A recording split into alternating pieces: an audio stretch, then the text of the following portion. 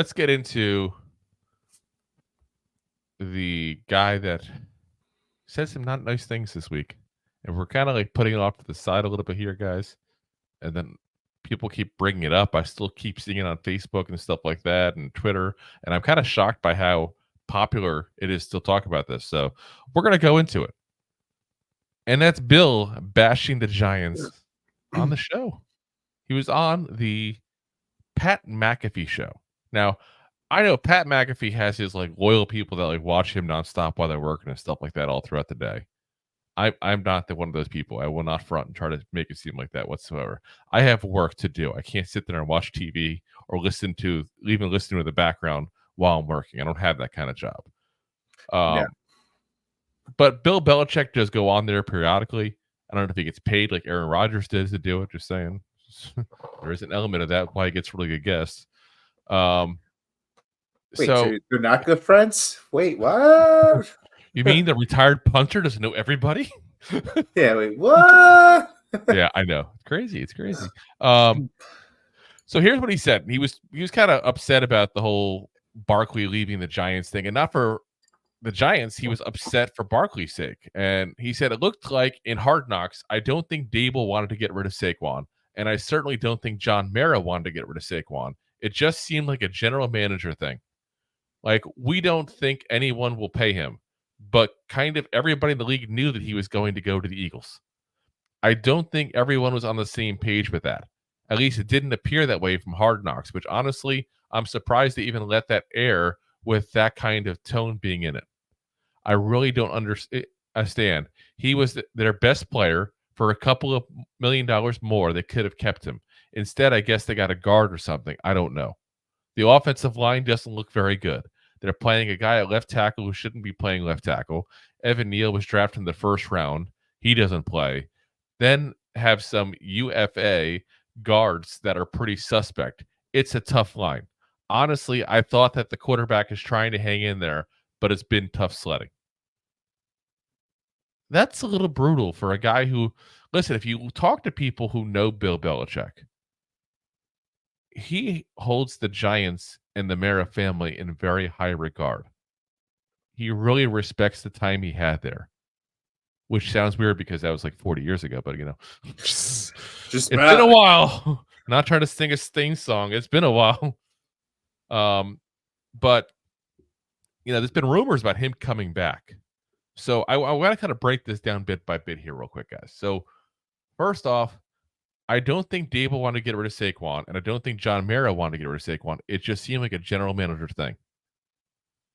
Am I the only one who finds it odd that a guy who has had things come out that he wants to coach for the Giants if Daboll gets fired, that all of a sudden is publicly bashing the general manager when you all know if he comes here, he wants to be the GM?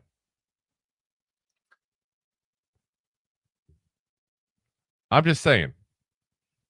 That is craziness. Like, you publicly disrespecting a guy that if you were to take the coaching job, you might have to work with, or you just positioned it where this guy might want to work, might not want to work with you. Yeah, I mean, everyone knows that Bill Belichick was also, GM plus head coach for a long time. And like, he did talk about like stepping down from the GM role just to be the head coach. So like, why would he bash? That's what's weird about this whole scenario. I feel like there's a hidden agenda in that portion of it. Yeah, I really do. Does he want to become the GM and not the head coach? I don't know. I really don't know. Only Bill Belichick and his barely legal girlfriend know. Hey, she graduated, all right? Probably not college. What, 24? It's insanity. He's got a big personality. But then you got to look at it from this factor of, okay, everyone who's going to the Giants, I would go to the Eagles. Then he said, I'm surprised they let it air out with that kind of tone. Again, this is him publicly disrespecting the front office. Just seems weird move. I don't disagree with them on that part of it, though. I do think that's a little weird that they kind of let it go and try to make Barkley look like the villain, and like publicly we're talking about how he's old and stuff like that. Like that was a bit weird. Like I will give Bill that, but I find it funny that Bill's saying that publicly when again he might want to go work for this franchise. That to me is a bit of a bold move there. That is a weird bold move there. I feel like there's, like I said, there's got to be interior motive in there somewhere, guys. There really has to be. I mean, he's on the Pat McAfee show. Like, let's be honest here. Like, it's not like there's a lot of restraint, if you will, on this show. Like, people just come out and say, I get whatever. It, but still. But sometimes, I mean, Drew, you know, too, you're in sales, but sometimes in sales, like, you don't be buddy, suck ass, and maybe like your butt and get your sale from here. I don't know what kind of sales you're in, but wow. But sometimes my job, let me assure you. Sometimes you have to be like, hey. Sometimes you're like, hey, like, look what they're doing. Like, look how bad they're treating you. Like, do you really want that? Like going forward? Like, is that the service you want going forward? Yeah. I just, like I said, to me, it's weird. And the way he talks about the line and everything, he's like, instead, I guess they got a guard or something. No, we got freaking Brian Burns, guys. Let's be very frank about this. Brian Burns is what prevented us from getting Saquon and McKinney back. The line was going to get fixed. The money was there without that. We were not getting a $30 million pass rusher if we re-signed those two, because that's about the $30 million right there, guys. Yeah. That's what we gave up to get Brian Burns, along with the draft picks, obviously. So, but a guard or somebody. Okay, like the way he talks about this line, it's almost like he doesn't follow the Giants, which is weird if he's a guy who holds them in high regard. He's obviously been in NFL circles for years and years and knows these guys. Like, you know, they have some UFA guards that are pretty suspect. No, Greg Van Roten is a undrafted guy at that point. That's the only guy. But he's been in the league for a decade now. Like, I wouldn't call that some like unproven, random, undrafted free agent like they're making it seem like. Yeah. And then you got John Runyon Jr., who literally Bill Belichick had to coach against in his Eagle days. You know, his father at that point. That's how long Bill's been in the league. So don't tell me Bill doesn't know who John Runyon Jr. is. You know, and then you got, you know, the guy who literally was he a second round pick Runyon originally, I think, out of Michigan? Yes, something like that. That's a high pick. Like that to me was a little bit odd. He wasn't wrong on the Evan Neal thing. No arguments there. You know. But they also says they got a guy playing left tackle who shouldn't be playing left tackle. That's what he said. Well, no shit, Sherlock. Andrew Thomas got injured. Yeah. I agree. He shouldn't be playing left tackle. Andrew Thomas should. He's injured. That's not an option. How's that Liz Frank surgery going? 1 week later, let's put you in. How well is that going to go? Just put the brakes in your wheelchair. You'll be fine. like what are you expecting? Of course he's not supposed to be playing. The plan was to have Andrew Thomas play. He got hurt. It happens. Like, some of the things he said is just, like I said, I just thought it was weird.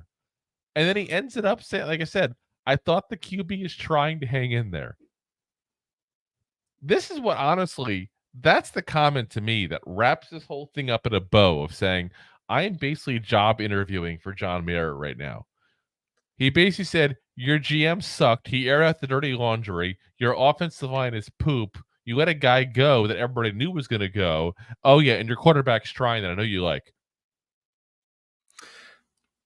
Yes, exactly how I read that as well. It's like I said before, sometimes in sales, you have to butter people up, and sometimes you have to tell them the hard truth. Like, hey, this offensive line is terrible without your left guard. Without the guy at the left, whatever or something. Yeah, you know, like it's coming from the guy who drafted it in the late first round, a guy from Tennessee, Chattanooga. that literally Sean McVay laughed at when he heard he got drafted in the first round. Yeah, well, Sean McVay can't. Instead, he had a third-round grade on him. Yeah.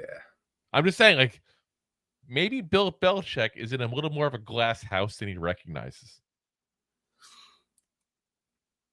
Now, if we were hypothetically to get rid of Daboll, that being said, I'm not anti getting Bill Belichick. I'm anti him without a backup plan for when he retires because he won't last long at his age. Not saying life, like hopefully he has many years to go, but he's what, 72, 73? 72 with a girlfriend that's a third of his age, just about, and pretty he's sure 72. that he'd be her grandfather. He's 72. The girlfriend is 23. Yeah. Actually, no, she's 24 apparently now. That's weird, actually. One thing, the Daily Mail says she's 23, and the New York Post says she's 24, but so does the Sports Illustrated. So, yeah. That's just weird because he's like old enough to be my father, and she's too young for me to even look at anything than a kid. Yeah. Just saying. I got 20 years on her. Just about. Oh my God, chaos. You could be like I said, I wouldn't be anti having Bill Belichick. I just would be anti having him without a plan. Like, okay, here's Bill coming in. He's going to coach for a year or two. Here's his heir apparent behind him that he's going to groom to take over when he's ready. You have to have that plan at 72 years old, guys. You have to. Though I will say this. I always say he looks good for 72 because he's always looked old. But he looked older. He looked 72 when he was 40. But he looks like he looks to be in good health for 72. Is that maybe the best way to say it? Like he still was walking up and down the turf and stuff like that. Guys, there's some day at work at 42 I don't want to walk up and down the If somebody asked me today, where can you get down here and help me with this real quick? I'm like, I can't guarantee I can get back up again. Yes. He's a mobile, like healthy-ish. That's what I'm saying. Like, I don't know his personal health, obviously, but yeah. I don't know. I don't know about like the idea of Bill Belichick coming to New York Giants is obviously, it's romantic to a lot of old school Giant fans, even like, full circle. 100% full circle. Could he bring us a ring? Who knows? Maybe we could. Circle of the Giants. And we win Super Bowls. Or at least we used to. Yeah. Back when we were good.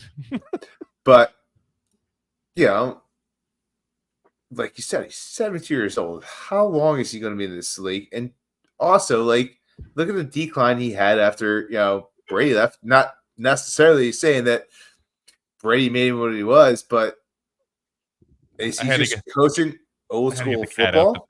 I had to get the cat after that. So we can just had to whip that thing out, didn't you? Here we go. But is he still playing like did he modernize himself into today's football and not what football was 20 years ago when he was rings? I think that in the end, I think that classic football still works on all ends. I mean, look at some of the teams that are winning right now. The Ravens, for example. The Steelers we're going to face this week here. These are two teams, ironically enough, in the same division, but two teams that run the ball nonstop, play good defense, and win. You can play old school football and win. I firmly believe that. I do think the big thing is you can't draft the way he drafted. No. And that's why I don't want him as a GM, but I would be okay with him as a coach. So, we'll see what happens. I mean, hopefully we keep Daboll. That's my main goal. I'm with Mara. I want to keep some continuity for once. I'm tired of not having, having to like check to verify who the coach is real quick. Yeah. Who's this guy again? Joe Judge? Judge Dredd? What? Yeah. Judge Judy. If you like that clip, then you will love the full episodes too. Find us on your favorite podcast app and look for us on all your favorite social media platforms. Thanks so much. Please, I'm begging you. Please subscribe.